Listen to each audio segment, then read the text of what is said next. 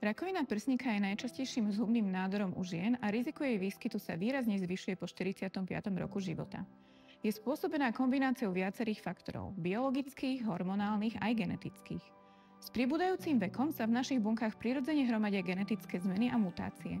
Ďalším kľúčovým faktorom sú hormonálne zmeny. Ženy, ktoré mali skorý nástup menštruácie, neskorú menopauzu, nemali deti alebo ich mali neskôr, sú počas života dlhšie vystavované pôsobeniu hormónov estrogen a progesterón a ich dlhodobé pôsobenie môže ovplyvniť riziko rakoviny prsníka.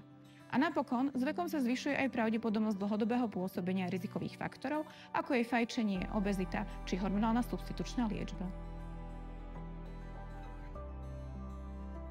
Mamografické vyšetrenie nie je bolestivé, ale môže byť mierne nepríjemné, najmä ak má žena citlivejšie prsia.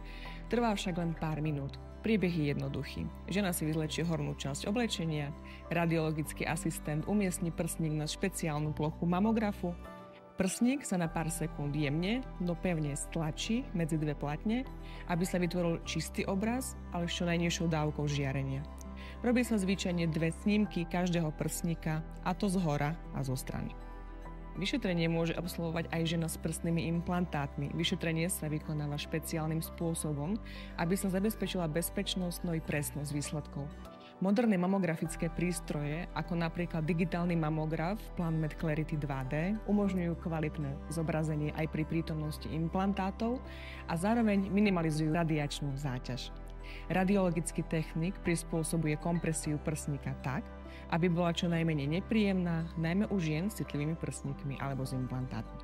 Celé vyšetrenie trvá približne 10 až 15 minút, pričom najlepší čas na vyšetrenie je medzi 7. až 12. dňom menštruačného cyklu, kedy sú prsníky menej citlivé.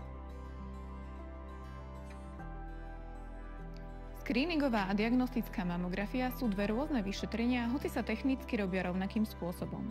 Screeningová mamografia je preventívne vyšetrenie. Určená je pre ženy bez akýchkoľvek príznakov ochorenia, ktoré spadajú do vekovej skupiny s vyšším rizikom, ženy od 45 do 75 rokov. Screening slúži na to, aby sa zachytili prípadné zmeny ešte predtým, než si žena niečo všimne sama. Diagnostická mamografia sa robí vtedy, keď už existuje konkrétny dôvod. Napríklad, ak si žena nahmatá hrčku, zmení sa jej koža na prsníku, vtiahne sa bradavka a podobne. Toto vyšetrenie je často doplnené o ultrazvuk alebo biopsiu. Áno, mamografia je bezpečná. Prístroje používajú veľmi nízke dávky rentgenového žiarenia, ktoré sú porovnateľné napríklad s množstvom žiarenia, ktoré prirodzene absorbujeme počas 1 týždňa na Zemi. Zisk z včasnej diagnostiky výrazne prevyšuje akékoľvek minimálne rizika. Moderné prístroje, ako ten, ktorý používame na poliklinike Bezručova, sú pravidelne kontrolované a nastavované tak, aby dávka žiarenia bola čo najnižšia, ale výsledný obraz čo najkvalitnejší.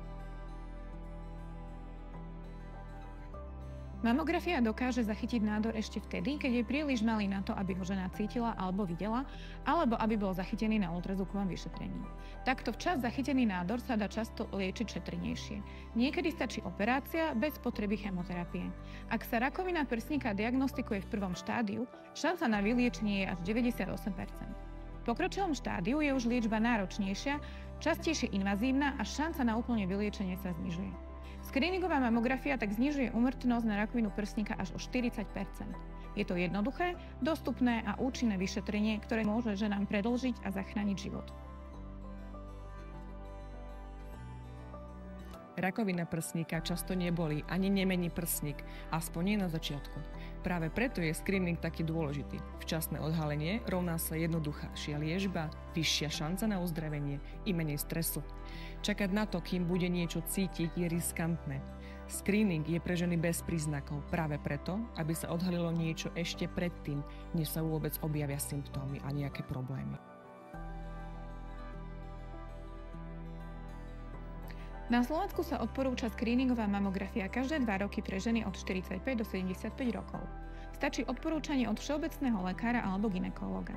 V prípade, že má žena príznaky alebo vyššie riziko, napríklad výskyt rakoviny v rodine, frekvenciu vyšetrení môže určiť lekár individuálne.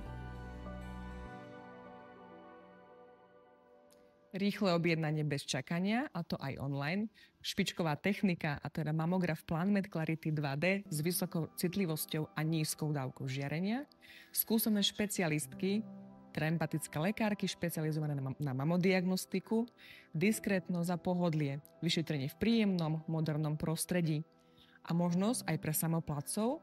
To všetko nájdete u nás v novootvorenom radiodiagnostickom centre Polikliniky Bezručova.